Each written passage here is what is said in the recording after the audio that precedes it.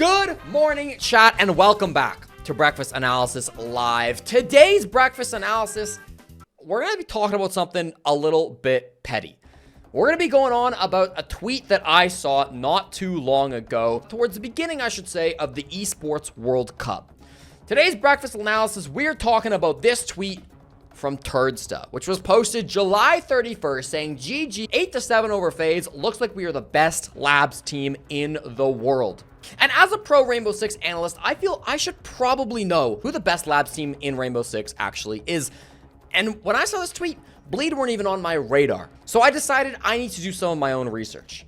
This tweet came right after Bleed beat FaZe Clan at the Esports World Cup. It was an 8-7 game, and of course that match was on Nighthaven Labs. After this game had finished, Coach Julio of Bleed gave an in-game interview. And I'll play a little bit of that interview for you to kind of set the stage of where that tweet came from. Well, I'm gonna explain the whole story. 4 months ago, we didn't have labs, so I'm gonna copy the best labs team. It was FaZe, we literally copied the labs. I say to the FaZe players, let's play labs. I'm gonna play labs, and they thought I was like baiting or something. I just, yeah, let's play, and then we played, and we showed that like our implemented labs is equal to them, you know, because they were our inspiration to play labs. So we know that Nighthaven Labs is a map that Bleed didn't play before, but they decided they were gonna copy FaZe Clan's Nighthaven Labs because they thought FaZe were the best labs team in the world, so they copied their labs and then decided to beat them on the same map, and they did it. They won 8-7. But hold the phone, because I just watched the Manchester Major before this tournament, and in my head, Beast Coast were the best Nighthaven Labs team in the world. They're the team that used Nighthaven Labs to win in the quarterfinals, to win throughout the Swiss stage, and then it was the map that their opponents banned against them in both the semis and grand finals. And I know that from talking with the team, they felt they were extremely good on that map as well. So today we're going to answer the question, who is actually the best Nighthaven Labs team in the world? And along the way, maybe we'll understand why. July 19th, 2023, Nighthaven Labs was announced to be joining the map pool. And when it was first announced to be joining the map pool, it was really not played very often whatsoever. North America took to Nighthaven Labs quicker than almost every other region, playing it in 10% of all games, which is almost the average that you'd expect from your typical map in the map pool. The Hispanic region, which is Mexico and Argentina, also ran it 5 times, but every other region in the world ran it 4 times or fewer. So of all the teams in the world, nobody played the map more than 3 times going into the Atlanta Major. And the only teams that played it 3 times were Space Station, Sonics, Dark Zero, and Los, who all played the map 3 times overall. That's 3 North American teams and then 1 future NA team. Of course, at the time, that's Los, now known as W7M, with Loban and Maya and that squad inside of Brazil. All of these teams played the map twice, so they got at least a little bit of experience on it. Some notable teams there, of course, FaZe Clan, M80. We'll hear about FaZe, of course, later on in this tournament. And it would be crazy to find every single logo of every single team that played the map only once, so I wouldn't have had time to get all those logos. But I did it anyways. Here's all the teams that played the map at least a single time before the Atlanta Major. All right, that brings us to the first major that we saw with Nighthaven Labs in the map pool. That was the Atlanta Major coming through, okay? And we'll talk about the big 4 teams, Los, Dark Zero, Sonics, and Space Station in a little bit. But first I want to talk about the regions outside of North America, outside of Brazil. Of those regions, only a single APAC team played and won a game on Nighthaven Labs at the Atlanta Major. That was Scars, who got 1 win, but also lost the map to G2. Bleed played it, but they lost. Bliss played it, but they lost. And the Knights, who technically aren't APAC, but are from a worse region than APAC, also played it once and lost. That leads us to talk about basically every other region, NA Brazil, Europe, and the Middle East. You see, to talk about Europe on Nighthaven Labs, we have to talk about GK, because GK dominated the European teams on Nighthaven Labs during this tournament. You can see they played 2 matches against EU teams at the Atlanta Major. They beat BDS 7-3, a decisive victory on Nighthaven Labs, and they got an overtime win over the Wolves as well, 8-6 to take them out on Nighthaven. So that's back-to-back maps where a Middle Eastern team is taking out a European team, a big 3 region team, and good European teams at the time, I should say as well. on this brand new maps. And I'll show you a little bit about how that went off. So what you can see from some of these rounds is that GK played Nighthaven very aggressively. They utilized the size of the map to enable really easy roams and set up super strong crossfires. You see here, Leaky Fact is trying to enter the building, and even though he finds one, there's another player lurking somewhere else on the map, able to get aggressive and stop that. Next, let's investigate the top 4 teams who played the map at least 3 times. SSG and Sonics both played the map decently often and had somewhat mixed results. Space Station lost Nighthaven to Scars at the very start of the tournament, and they had a pretty high ban rate of the map, removing it in 5 of their 7 matches after the fact. Sonics were definitely more competitive. They beat Wolves, but they lost a close game to Dark Zero, solidifying DZ, in my mind, as at least the best Nighthaven Labs team in North America. Dark Zero went almost undefeated on Nighthaven Labs. They got a win over the Sonics, which we already talked about, and then a big win over the Pittsburgh Knights in the play-ins. 7-2, dominating win, and then 8-6 over the Sonics, of course, a top-tier team for sure. But DZ did struggle with some of their attacks. I would say that by far their most successful attacks came on storage, which you can see an example of here. The key thing about this push is it's not that complex. It mostly comes down to getting inside a garage, which Pambazoo does here, finding picks on defenders that are moving around quite heavily. I think this push from the very first tournament where Nighthaven Labs was legal kind of showcases just how bad attacking teams were on Nighthaven in general. Geo is prepped and ready for that as Pamba swings through the opening towards the bomb site. Now Canadian next in. Pamba goes down, but they pop lion charges. They're able to catch people as they start moving around the map. Could have been on a collision course with Rexin, and now Citizen goes to Gavin. And you see a lot of this is just DZ catching players as they move around. The other bomb sites were not very successful at all for Dark Zero. Round number 3, fortunes might not favor this DZ team, but you can't fault the captain for what we've seen so far. Nope. And in general, we've seen a lot of good play from Dark Zero on attack, which mostly resolves around them catching players on kind of bad rotates. Looking at DZ's defenses, they got a lot better than their attacks. Dark Zero had a really good setup for the basement, where they're going to roam top floor with Canadian and Pamba. They let Rice hold down the middle floor, and then they left NJR and Gavin to lock down the basement. And you can see in this round here, Sonics are going to clear the roam, but even though they do that, Canadian's able to rat and do what he does best. They may push Pamba out, That could have gotten very bad for Pambazoo, by the way. He could have dealt an immense amount of damage to him. but they aren't able to catch Canadian, who barely avoids the roam clear up here. And then Canadian never actually goes back to site here. So he sticks around for a while. He does what he does best. And he rats on the top floor. You see Canadian's outline there. You're not going home. You still got at least one more. The roamers from Dark Zero in this round were able to deny quite good time. And there was some good anchor play. It's actually a really good round from Gavin. First pick, and it comes so late into the round. Canadian comes back from his flank, kills Rexin. The rest of the site players go for swings. Again, a little scrappy from Sonics, but the meta was a bit different at the time.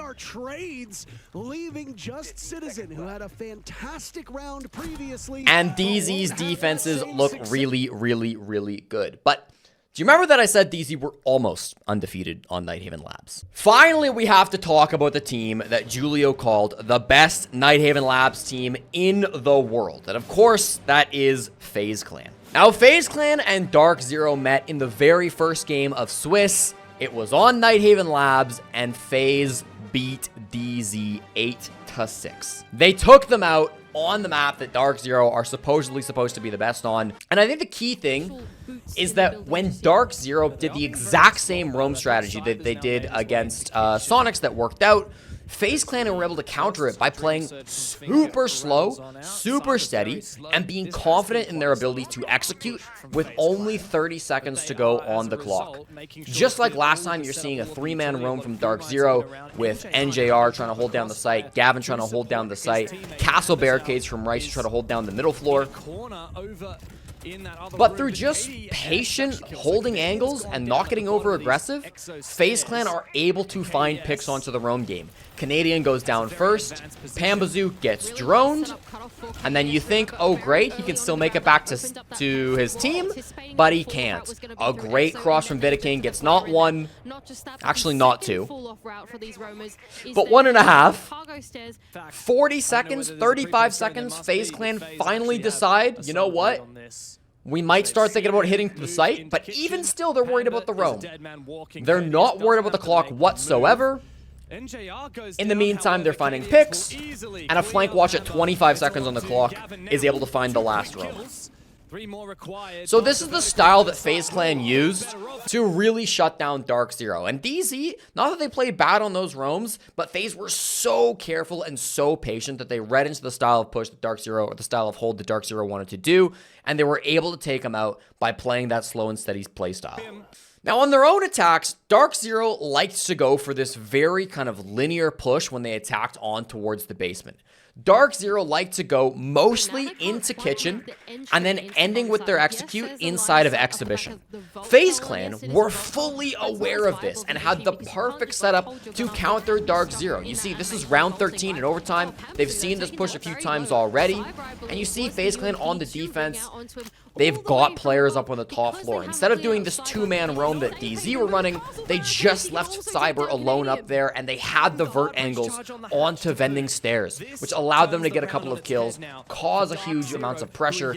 Instead of playing their smoke over by cargo stairs, they played him inside of storage, which allowed him to stall even more time and hold on to part of the top floor that DZ didn't give a shit about clearing. And the side pressure has been fairly piss poor for DZ thus far. And DZ are forced to do this really linear push where they all funnel into EXO, and they just get shit on by KDS. FaZe were super aware of everything that DZ wanted to do, and at the Atlanta Major, they perfectly countered the way that DZ wanted to play this map.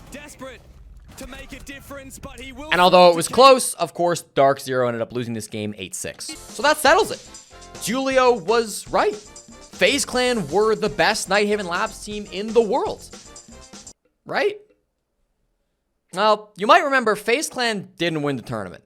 They lost in the semifinals to motherfucking Los. The team that beat FaZe in the semifinals, the team that everyone seemed to forget, and that you forgot as well. Remember, they had played the map 3 times more than any other team in Brazil coming into the Atlanta Major, and of course, they're the team that played against FaZe when they got to the second last day of the tournament. Now, you're probably thinking 2 things. If you're up on your Siege knowledge, number 1, FaZe and Los didn't actually play on Nighthaven. You can see with the bans, they started on Cathay, they went to Border, and they finished on Consulate in the best of 3 series. Number 1, you're probably thinking they didn't actually meet up on that map. What are you thinking? Number 2, you're thinking, what the hell is going on with my hair here? I don't know. Must have been a bad day. Must have been a crazy, hectic, long day. The makeup artist in Atlanta maybe didn't have a strong enough hairstyling pace. I don't know. But clearly something was going on there. But of course, the reason they didn't play Nighthaven Labs is because it had to get banned. And who banned it? But it was FaZe. In the first phase of the ban phase, in fact, they took it out as their second choice only after their perma-banned map of Chalet. So what that means is that FaZe Clan, who are supposedly the best Nighthaven Labs team in the world, were afraid of Los on Labs. They didn't want to play Los on Labs, and for good reason. Because I told you Los had played it 3 times coming into the stage, coming into the tournament. One of those games was against FaZe. It was a 7-5 back in September during the BR6 regular season. Los, who were by far the underdogs during those regular seasons, demolished FaZe, one of the heavy favorites, 7-5 with good attacks and even better defenses. They'd also played it at the Atlanta Major themselves, and they looked pretty good, beating Bleed 7-4 on it with some really solid performances, particularly on the attack. So we can see from the results that not only we didn't get to see FaZe play against Los at the Atlanta Major, we didn't get to say for sure that Los is the better team, but based on the bans and based on historical results, including Los versus FaZe in the regular season, Los appeared to be the better team. And of course, we don't just have to look at results. We can actually watch them play the matches. This is instead a top floor hold / take. And what you'll notice here is a bit of a clash meta that started to develop up on the top floor. And it's a clash strategy that is being run by Asvi. Los did a good job of countering this by finding picks kind of around Aqua, kind of around Electrical, and ending with a bit of a Rafters push. The Clash here looks pretty good from Bleed, and we will see it appear later, so don't forget about the Clash top floor.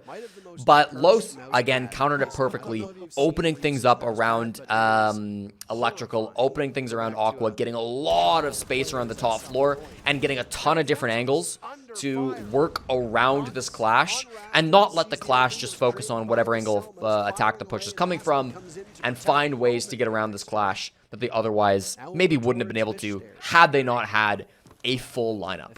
Notably as well, this push happens without Loban, which, of course, Loban is usually the standard player that will pop off for Los, but not in this round. You see those extra angles coming into focus to take down the Clash play of Ashvi, which maybe was a little over-aggressive. More crossfires come out from Los, and they finally able to put a really solid execute down on the top floor. And that basically concludes the analysis of Nighthaven Labs at the Atlanta Major. We saw Faze do very well, we saw both Dark Zero and Sonics do really well, but at the end of the day, it felt like Los were the best team at that major. I'll also just quickly mention, I don't have any graphics or clips for it, but in the grand finals, Los versus W7M, W7M also chose to ban Nighthaven Labs against Los. They were also afraid of it. It was a first phase ban. That was a best of 5, so again, it was the only ban that they got to utilize, and it is what they chose to ban. So let's move on to the 6th Invitational. Coming into SI, the frontrunners for best team on Nighthaven Labs were probably Los, maybe Faze, we didn't get to really see it towards the end, Dark Zero, Sonics, because they were close to Dark Zero for sure on the map, and then I would call GK a dark horse, because they didn't really play the map against any top tier teams in Atlanta, but the teams they did play against, they had really good records on, so I'll throw GK in the pool, at least for a moment. But we'll take them out pretty quickly, because Los and GK fell out of the conversation for best Nighthaven Labs team pretty damn quick. GK got dominated by Dark Zero at the start of the tournament, even though they started on defense. They got only one round on Nighthaven Labs, and after that one game against Dark Zero, Nighthaven became one of the most banned maps that GK had throughout the rest of the tournament. Los started good on Nighthaven, taking out Falcons in a 7-4 game, starting on attack at that, but then they lost to 2 APAC teams, falling to both Scars 7-5 and then Fury 7-2, a devastating match up against a pretty weak opponent, all things considered, and they continue to ban Nighthaven Labs through the rest of the tournament, going 0-2 throughout the rest of playoffs. I do think it's worth talking about Scars a little bit at this point, because Scars are sleepily a really good Nighthaven Labs team. They got wins over both Fury and Los, and when they played against Sonics in the group stage game, Sonics, who we talk about as a top team, actually banned it against Scars. So unfortunately, Scars lost literally every single game of the tournament that wasn't played on Nighthaven Labs, so we didn't actually get to see them play Nighthaven against top-level teams, but I thought that was a fun stat. I do want to mention Scars. We're going to come back to them as well when we're talking about the conversation for best Nighthaven Labs team in the world. Taking a look at the opponents that banned this map against Scars, that were a little bit afraid of Scars on Nighthaven Labs, we can talk about the Sonics. They didn't play the map even a single time during the 6th Invitational. They banned it against the good Nighthaven Labs teams, they banned it against Scars, they banned it against Los, they banned it against Faze, and a lot of other teams that aren't historically good Nighthaven teams banned that against Sonics. For me, this is enough to count Sonics as still a solid Nighthaven Labs team at this point out of our timeline, but not in conversation for the greatest. If you're not willing to play the map against any of the other good Nighthaven teams, you're probably not in conversation for the greatest Labs team in the world. Which leaves us back with our familiar two, Dark Zero and Faze Clan. DZ looking a little bit different at this point, and I really wish we got to see these two teams face off at SI, because it would make answering the question of who the best Labs team a lot easier. But to this day, Dark Zero and Faze Clan haven't played a game since the Atlanta Major. So these two teams, who were the top 2 Labs teams in the world, have not played and have not seen each other on Nighthaven Labs since. So I'm just going to tell you right now, as of now, our definitive answer is that Faze are the better team against DZ. But that was a while ago, and it was, of course, a very close game.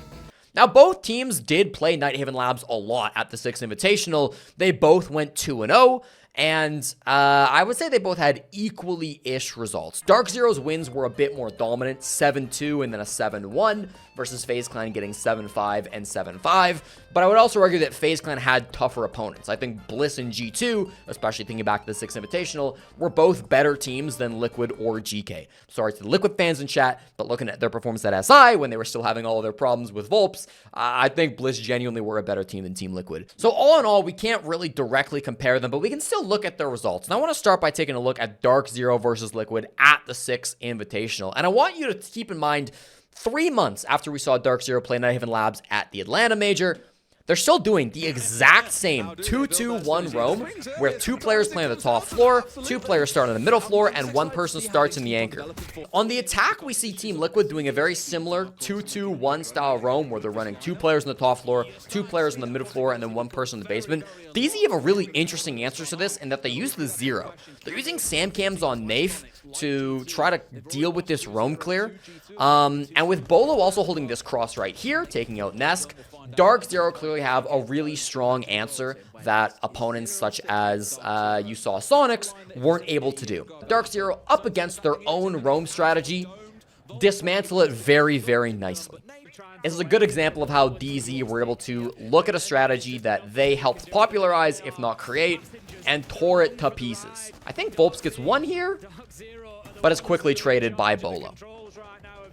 So very quickly, we see DZ performing on attack. Now, I want to show you the basement push coming through from FaZe Clan. Because you might be thinking, well, the only way to clear this Nighthaven Labs at this point in time in the meta is to full clear. But FaZe Clan at the 6 Invitational proved that that wasn't actually true. When FaZe Clan played against G2 on this map, they showcased how you can make an attack work without full clearing the roam. The only other time that we've seen this is when Dark Zero tried to go for their very linear kitchen dining style push, kitchen cafeteria style push that ended through exhibition. That didn't really work.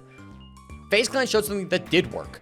G2 here on this round are only really roaming to protect that kitchen and vending push, right?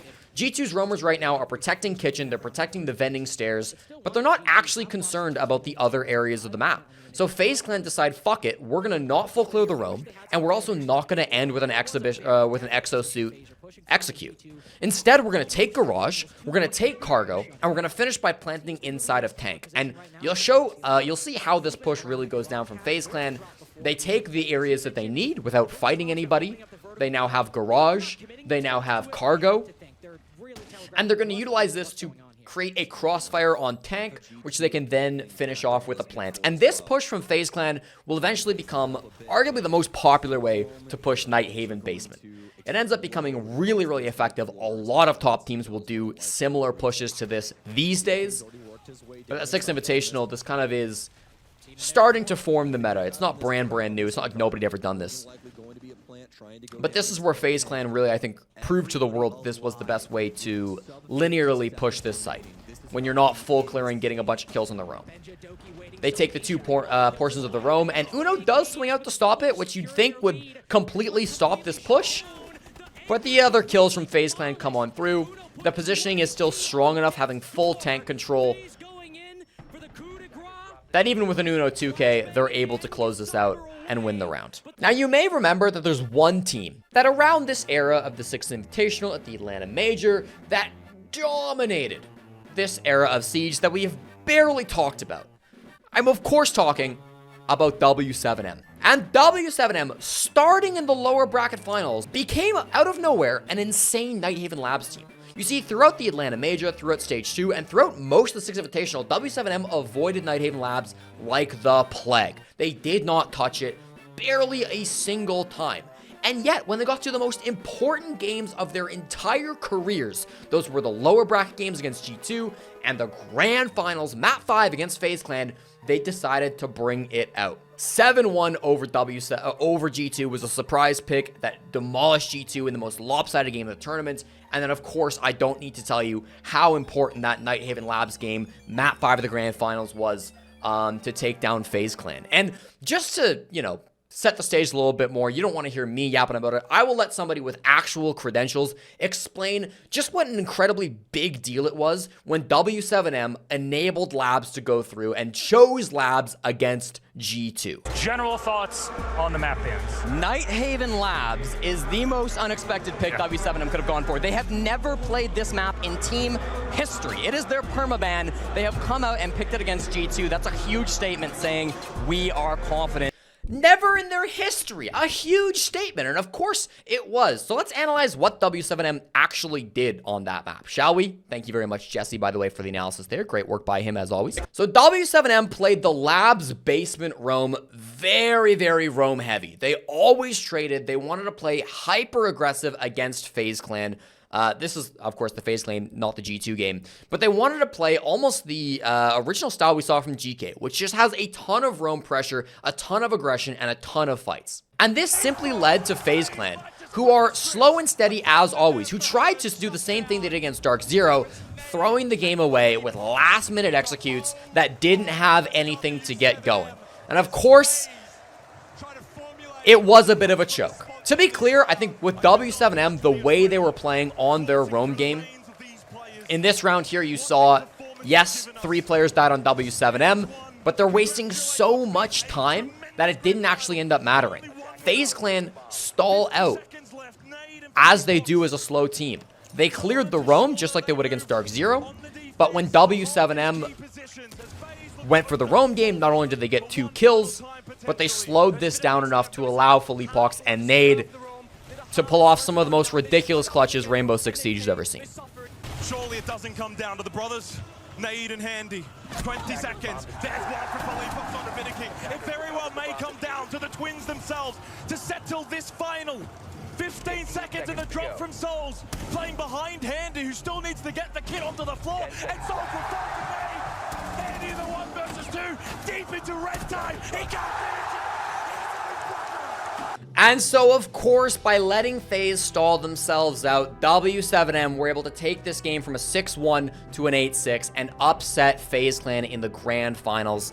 And yes, I think that stalling that we saw from FaZe was a bit of a throw, but I think it's the way W7M wanted to play that map that enabled the throat to come out from FaZe Clan. They wanted to play aggressive, they wanted to challenge them in the early game so that FaZe would then stall out going into those executes. I think W7M not only read into the playstyle of FaZe in that game, but they also read into the situation. There is nothing more difficult in Siege than attacking Nighthaven Labs on match point with everything on the line in a room like this,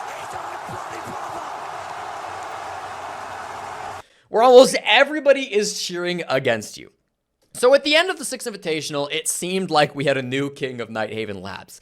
But as we move on to the next season, I think it'll be clear that that new title of Best Nighthaven Labs team doesn't stick for very long. Starting off with the regular season stuff, we quickly saw both FaZe and Dark Zero go back to being the kings. Both FaZe and DZ were undefeated on Nighthaven Labs throughout Stage 1 of 2024.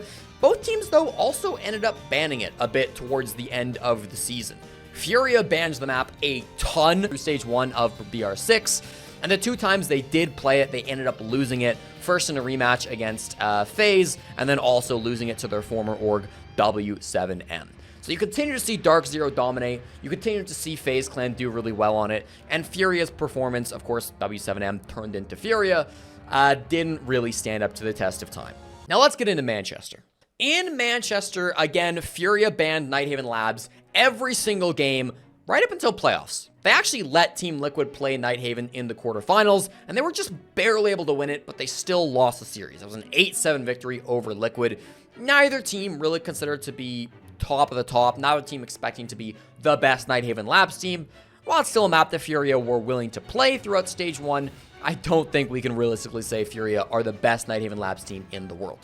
Dark Zero, for their sake, didn't play Nighthaven against any of the top teams. In fact, they didn't even play any matches against any of the top Nighthaven Lab teams in the world. When Dark Zero were up against an opponent, the opponent they were playing was not a strong Nighthaven team, and that team typically banded against them. The 2 exceptions being Scars and Bliss.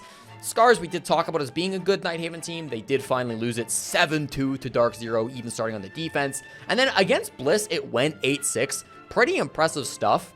But ultimately, it is still a win for Dark Zero. Impressive from Bliss maybe, but their record remains nearly flawless on Dark Zero Nighthaven. And when I say top teams banded against Dark Zero, that includes Beast Coast, who, as we will see, quickly became one of, if not the best Nighthaven Labs teams in the entire world. When they played in Swiss stage, Beast Coast banned it, but after that, Beast Coast fucking crushed Nighthaven Labs at the Manchester Major. In fact, I would argue that Nighthaven Labs was the single most important map throughout Beast Coast's Stage 1 run. First and foremost, Nighthaven Labs was the first map that they ever won as a 5-man team. They beat Sonics in the NAL and broke their 3-game losing streak to start the season. Remember, they had lost every game at the start of the season. They played Nighthaven, and finally it felt like a map that they could win. That started Beast Coast's winning streak. Then it was the map that made them North American League champions. When they played against M80 in the NAL Grand Finals to figure out who would be the North American Stage 1 champions, it was Nighthaven Labs Map 2 that Beast Coast won to secure themselves the #1 seed out of North America. Then it gave them 2 dominating wins in the Swiss stage of the Atlanta Major, 7-3 over CAG, 7-2 over ITB. Not the best Nighthaven teams in the world for sure, but still really strong scorelines throughout the Swiss stage to lock Beast Coast into playoffs. And then, when they met, and I quote, the best Nighthaven Labs team in the entire world, they beat Faze Clan 7-4 to take out the tournament favorites and advance themselves on to the semifinals and grand finals. And I will note, this game is the only game throughout all of Manchester that Faze Clan played on Nighthaven Labs. And of course, we gotta watch it. This is a classic Faze Clan roam, Dark Zero style roam, with Valkyrie on the top floor, and they notably banned out both Deimos and Dokkaebi, which is gonna make clearing this heavy roam strategy that a lot of teams, including Faze Clan, wanna run. It's gonna make it very, very difficult. But Beast Coast, they're a Monty team, and we see Beast Coast play Monty quite a bit more than any other top team, and you'll kind of see how this goes. And so what you see is, instead of going for the roam clear, Beast Coast say, fuck it, we're going to direct hit with a Monty, and they just decide to plant behind Hot and Cold on the Montaigne inside of Tank. And although it does get C4'd, in fact, twice, 2 C4s come out and they get 2 kills with it, eventually the strat works and they do get the plant down, despite the fact that there's great top floor coverage from KDS, which is meant to stop that push. So it's brilliantly done by Beast Coast, but it's clear that Beast Coast came into this with really strong strategies and a really strong understanding of the meta that Faze Clan just didn't quite have at the time of Manchester. Have to pick, they don't have to get aggressive. An easy shutdown, one for Gunner as well. Cavini, oh, he will fall. But KDS is stuck in an impossible position. Information on his, and also an angle from above on the hatch.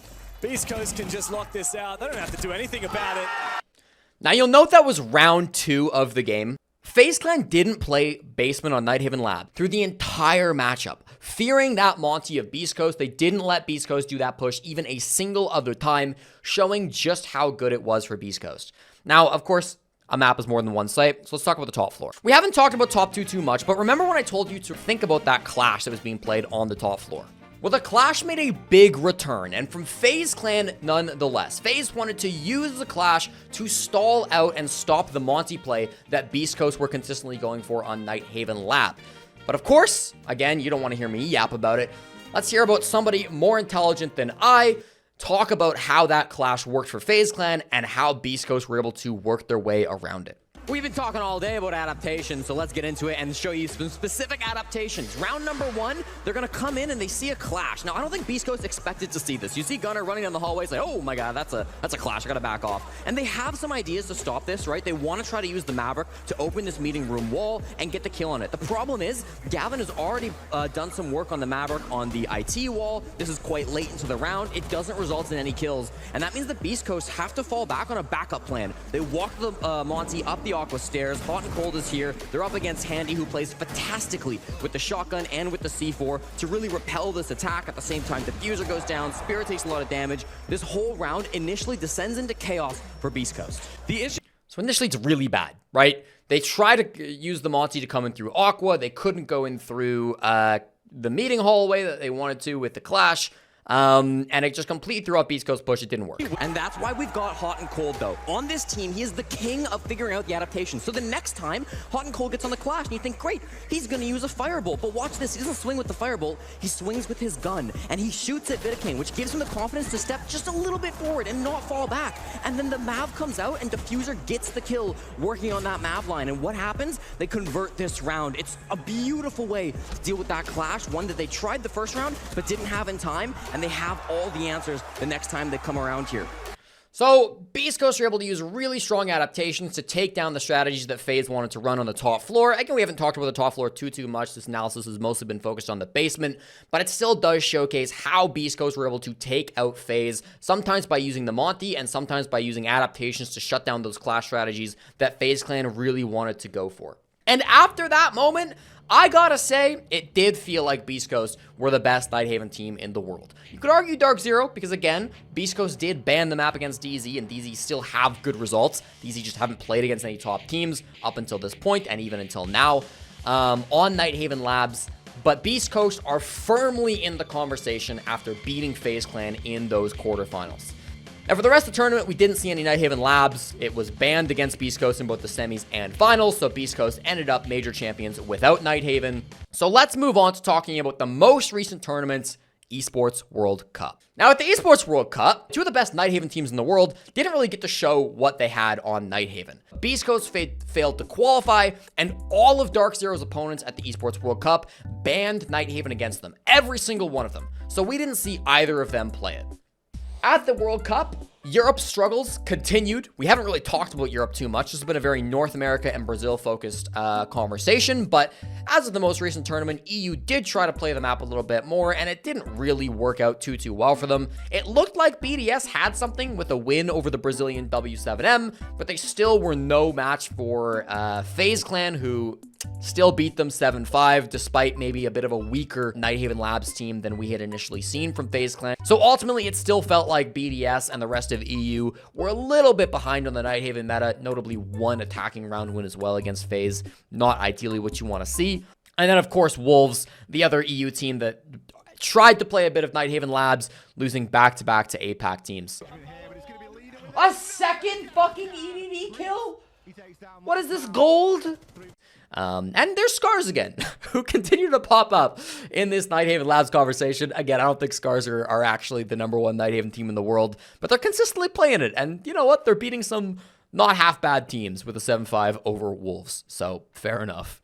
And of course, we still have Bleed, who did beat FaZe 7-5. Of course, that's the game that prompted all of this analysis. So after seeing FaZe Clan against all of their historical opponents, after seeing FaZe against Dark Zero, playing against W7M, playing against Beast Coast, I think it's time that we finally look at the actual game that prompted the tweet, that prompted the interview, and that prompted Bleed to claim themselves as the best Nighthaven Labs team in the world.